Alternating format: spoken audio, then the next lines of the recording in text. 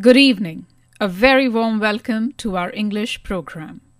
For tonight's broadcast, we have with us Dr. Anubha Jain for a presentation on the topic War 2.0, Operation Sindoor and the Rise of Non-Contact Combat. She's a leading journalist and author based in Bengaluru. Namaskar to all. Today I'll be speaking about a swift, strategic and high-precision military operation named Operation Sindoor and will uncover the details of this significant operation. On the 22nd of April 2025, tragedy struck in Pahalgaon, Jammu and Kashmir. A ruthless and cowardly terrorist attack took the lives of 26 innocent civilians, including women, children and tourists. This attack wasn't just an assault on our soil. It was an attack on our spirit, unity and humanity. On April 23rd, in response to this horrific attack, the Government of India took decisive steps. The Indus Water Treaty was suspended, citing national security concerns and Pakistan's continued support for state-sponsored terrorism. Visa privileges for Pakistani nationals were revoked and the Atari border checkpost was closed. Pakistan, in response, suspended the Simla Agreement, closed its airspace to Indian flights and halted trade through the Wagah border. As you all are aware, on May 7th, the Indian Armed Forces launched a high-precision military operation named Operation Sindoor. Leveraging cutting-edge AI, the mission reconstructed and coordinated a covert 100-hour operation across 9 cross-border camps in Pakistan and Pakistan-occupied Kashmir that eliminated over 100 terrorists, including operation against terrorist groups like Jaish-e-Mohammed, Lashkar-e-Taiba. Sindoor, the sacred mark worn by Indian women, signifies protection and commitment. By choosing this name, India sent a clear message, an unyielding pledge to defend every citizen, every child, every family. From April 25th to May 6th, tension escalated. Ceasefire violations and cross-border shelling intensified. Both sides exchanged heavy fire across multiple sectors in Jammu and Kashmir. In silence, we prepared. Each terror base was marked. Every strike route was calculated. A strategic masterstroke followed. On the night of May 6th, under that cover, Rafale jets took to the skies. At 1 a.m. on May 7th, India struck 9 terror targets in a synchronized way. India deployed a diverse arsenal of aircraft, air-to-surface missiles, and advanced air defense systems to strike a decisive blow against the Pakistan Air Force.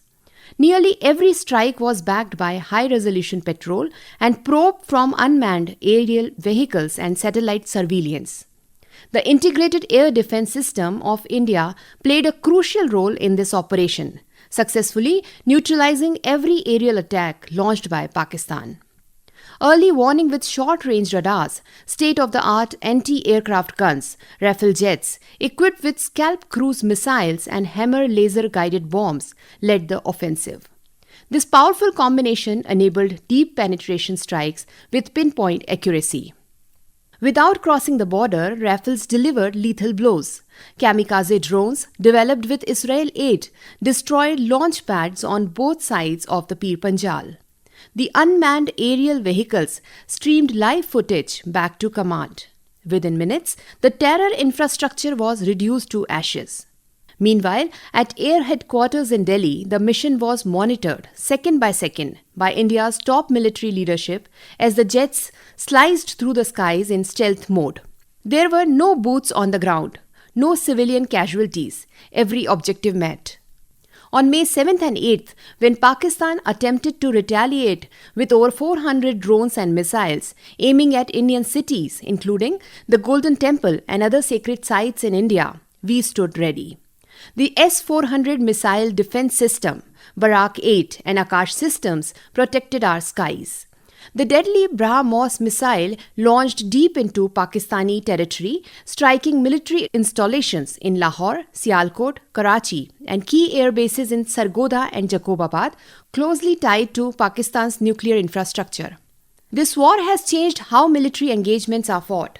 It has been shown that in today's battlefield, strategies are digital, decisions are swift, and missions are high-tech.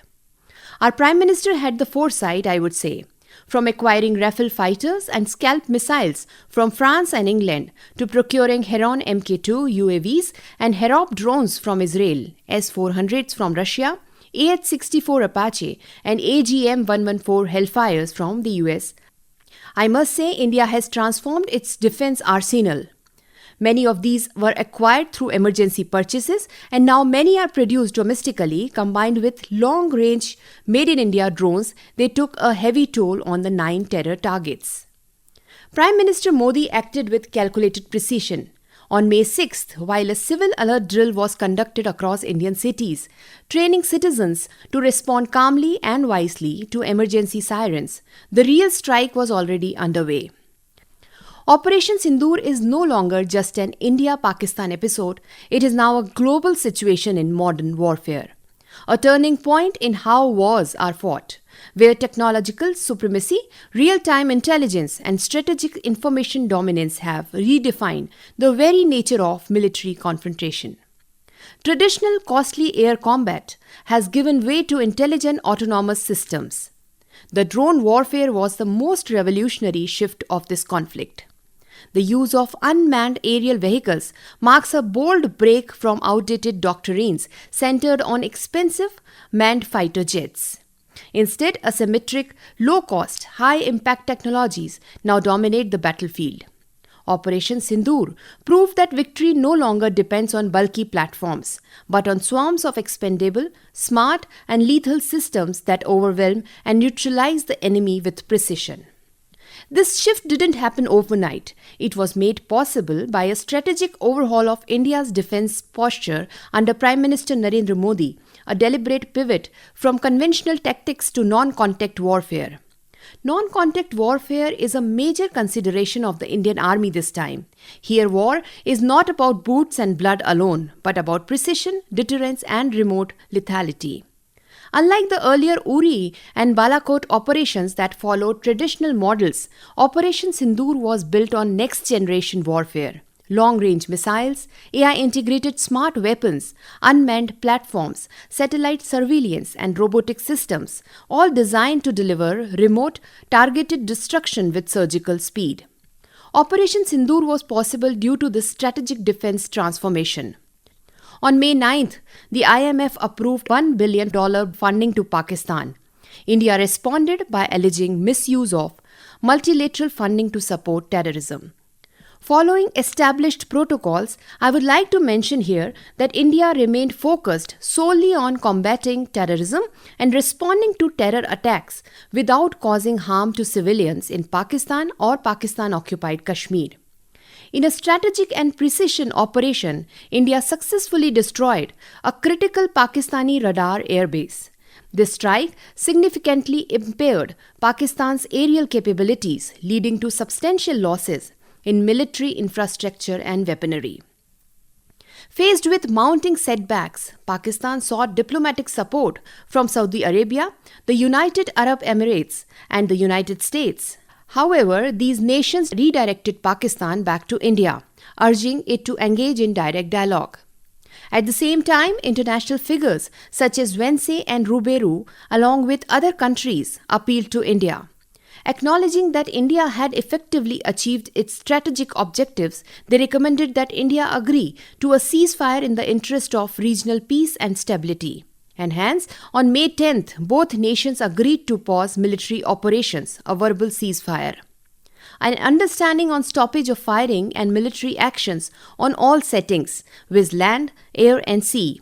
Yet, on the night of May 10th, explosions rocked Srinagar. On May 12th, our Prime Minister addressed the nation. He reminded the world that India has only paused military operations and will not tolerate nuclear blackmail. PM Modi's speech clearly promised to set new benchmarks in bilateral relations. The PM stated firmly that neither the lure of trade nor the sentimentalism of divided families will restrain India. He made it clear that India will retaliate against any future terror strike and it will regard it as a declaration of war and pursue the terror outfits inside Pakistan. There are some key takeaways that I would like to mention that Pakistan, despite initiating the conflict following India's counter-terror operation, failed to breach India's air defense system with its missile strikes. Talks with Pakistan will only concern Pakistan-occupied Kashmir. It became clear that terror and talk, trade and talk cannot go together. The Indus Water Treaty will remain suspended until Pakistan gives up terror, and India's no first use nuclear doctrine may be reviewed.